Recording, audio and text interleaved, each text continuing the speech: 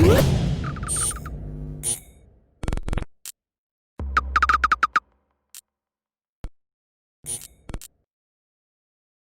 is Andy Purewal for Boxing Social in association with Betfred, and I'm delighted to be joined by Matt Macklin over Zoom. A very cold Matt Macklin over Zoom. Matt, how are you doing? Yeah, I'm not long back in the house, and the house hasn't really heated up that much yet. So I've just blasted the advance on the boiler to get the gas warmed up. Well, hopefully it'll warm up soon for you, Matt. Obviously, to start off with, reflect on this past weekend with the Sky Show. Conor Benn with a terrific performance, a career best performance so far. Talks about his victory over Sebastian Formella, Matt.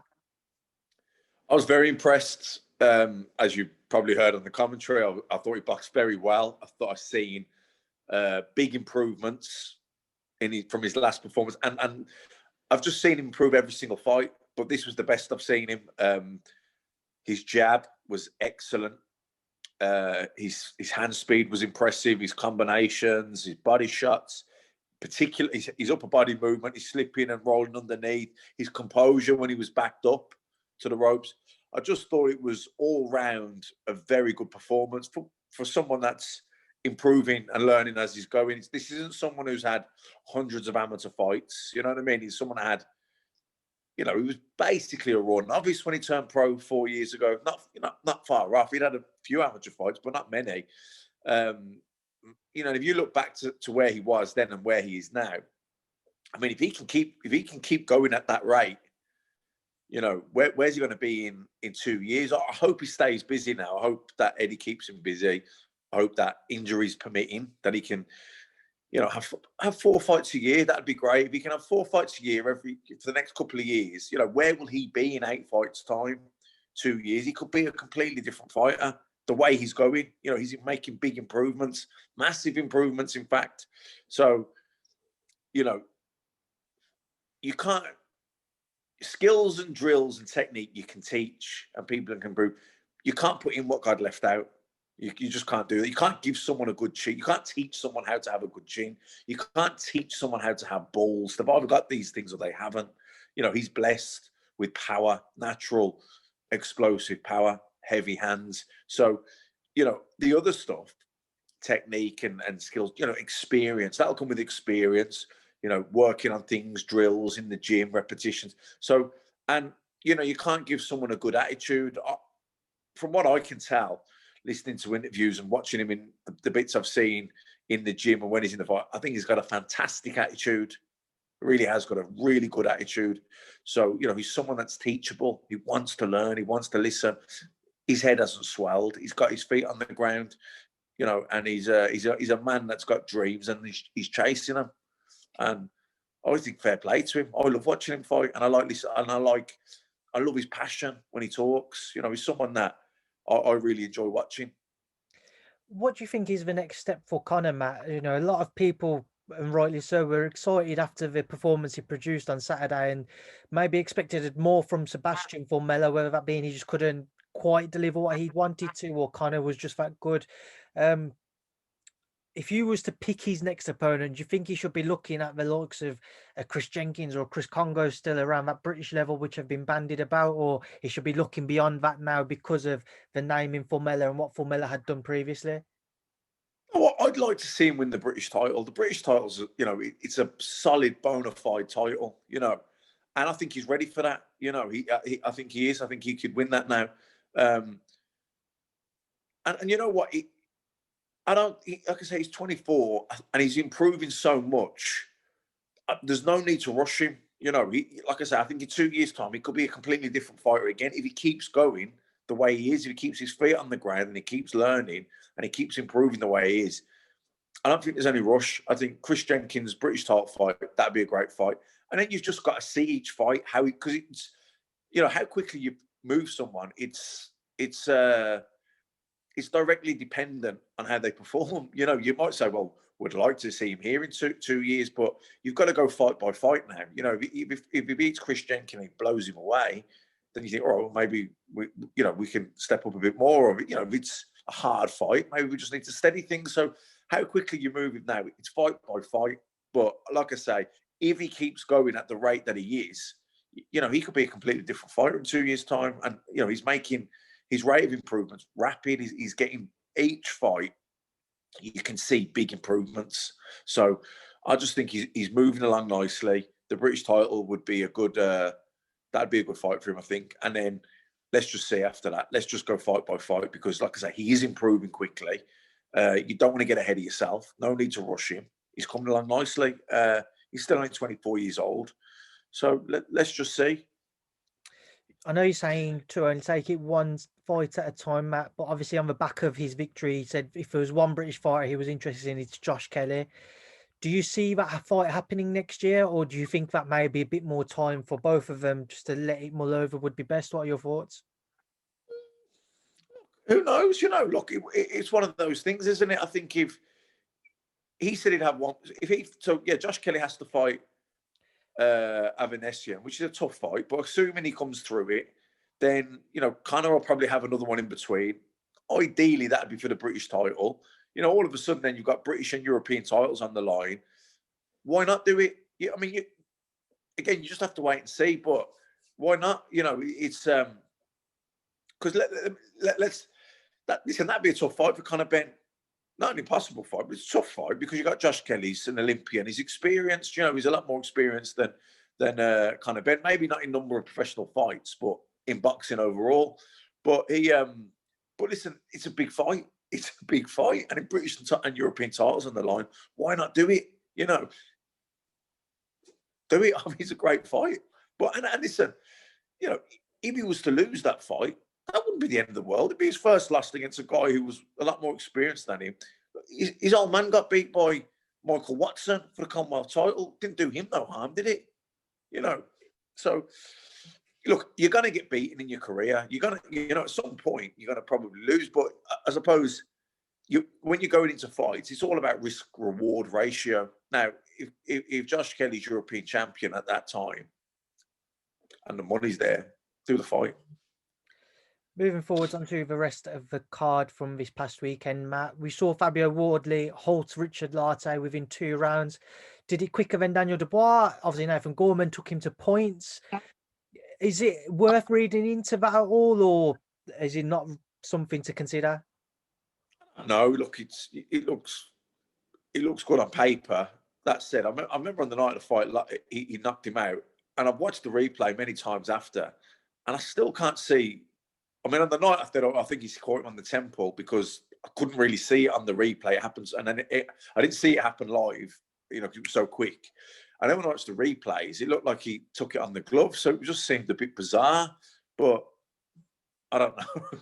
Or maybe he hit that hard or that quick, or just caught him. He didn't see it. I don't know. But it just, I mean, maybe there's an angle I haven't seen, but on the angle that I did see, you know, it looked like he blocked the shot on his glove, the right hook. I don't know, but look, that's not Wardley's problem or fault.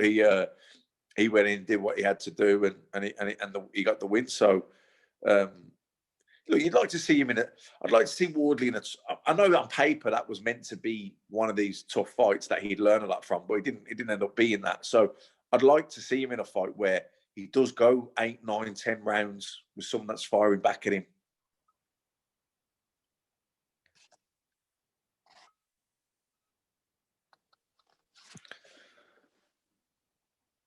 Sorry, someone was trying to ring me.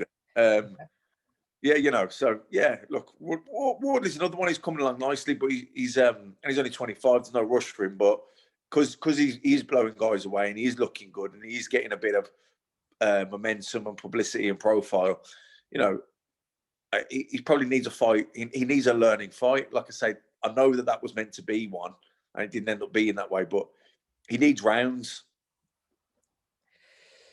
Do you think people are discrediting Fabio Wardley too much, or was it something just out of his hands with regards to the stoppage? What have been your thoughts on it, Matt? Kind of the talk of the town, shall we say, with regards to that fight?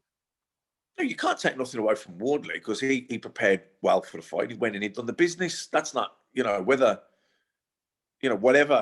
happened to Lartey, that's not, you can't discredit or take anything away from Wardley. He went in there and did his job. It's it's just a shame Lazio kind of fell apart so easily. You know, it would have been. It looked like he was going to give him a bit of a test. You know, to go and 10 rounds with Nathan Gorman. Yeah, he got done in 4 by Dubois, but you know, we definitely thought. I thought he was going to give Woodley. I didn't think he'd beat Woodley, but I thought he'd give him. I thought he'd ask a few questions of him. The other heavyweight fight on that card, Matt, we saw Alan the Savage Babic once again just deliver what he says he's going to do. Brought war and just a ferocious number of punches throughout the contest for as long as it lasted with Tom Little.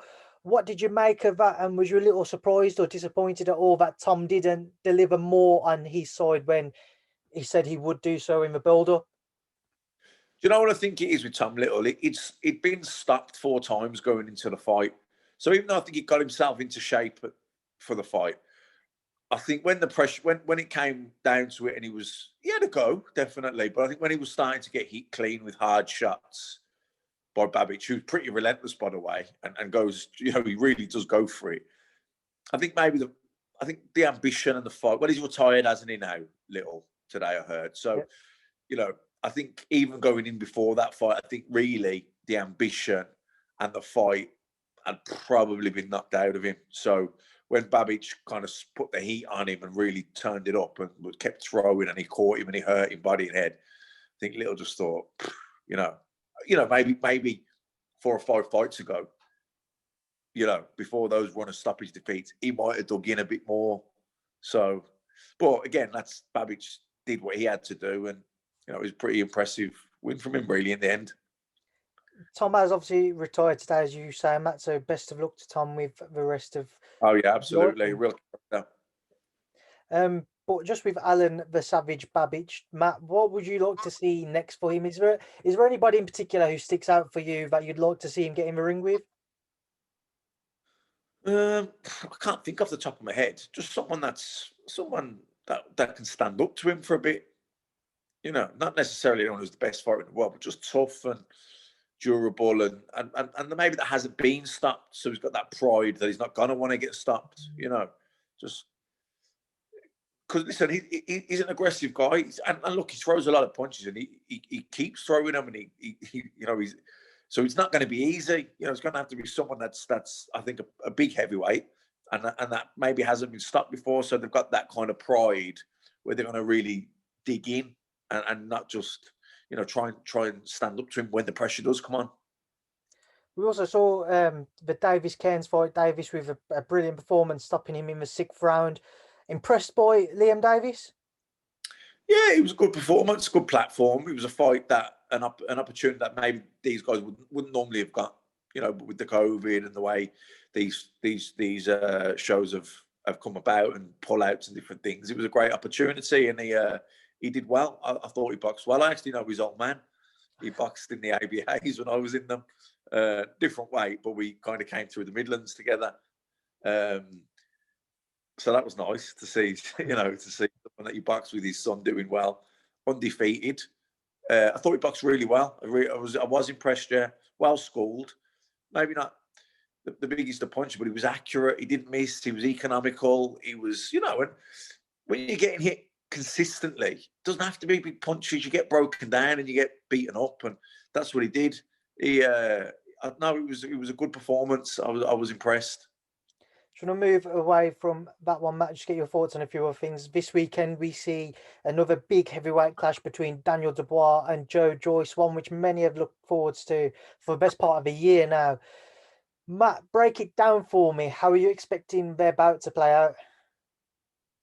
I don't know. You know, I think, look, I think Dubois wins. You know, I think I do. I think Joyce is probably just a bit too hittable, too easy to hit, and I think Dubois cracks hard. You know, but listen, if Joyce can take it and keep taking it, then you know he's definitely gonna put a lot of pressure on Dubois because you know he's like a big bear, isn't he?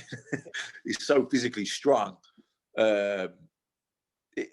Listen, I don't know what way. I honestly don't know what's going to happen there. I look at someone stuck a gun to my head. I think Dubois, but honestly, I don't really know. I think it's a good fight. One I'm definitely looking forward to. That's for sure.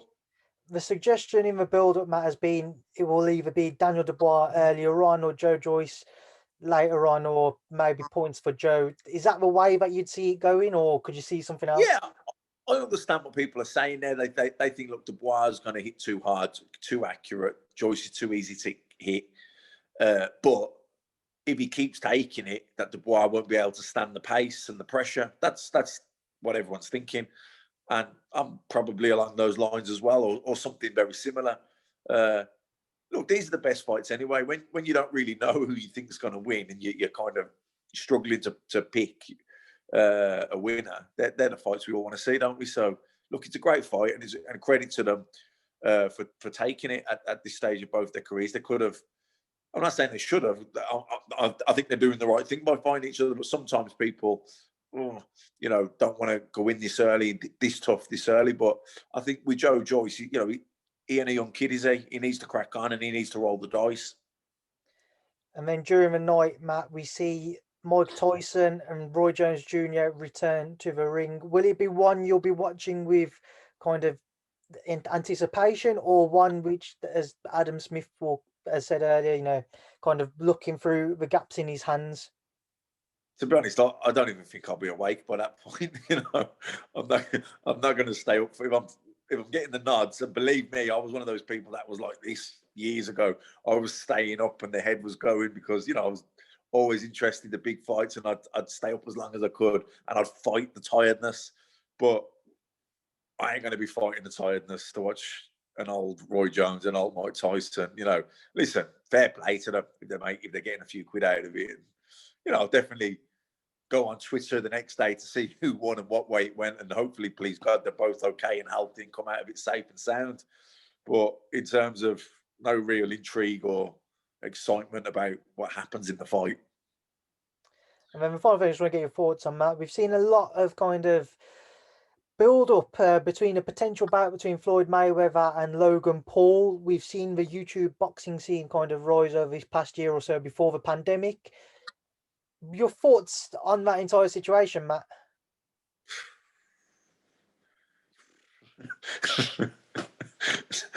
No comments. I just think, what do you say?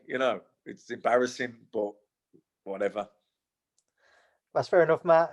That's the last one from me. I'll leave you now to enjoy the rest of your evening. Hopefully it's a bit warmer in there, or at least my questioning has helped to kind of let everything warm up whilst you've been waiting. I think it's getting there. Matt, it's been a pleasure to catch up with you. I'll speak to you next week before the next show. Thank you for speaking to Boxing Social. See ya, boy.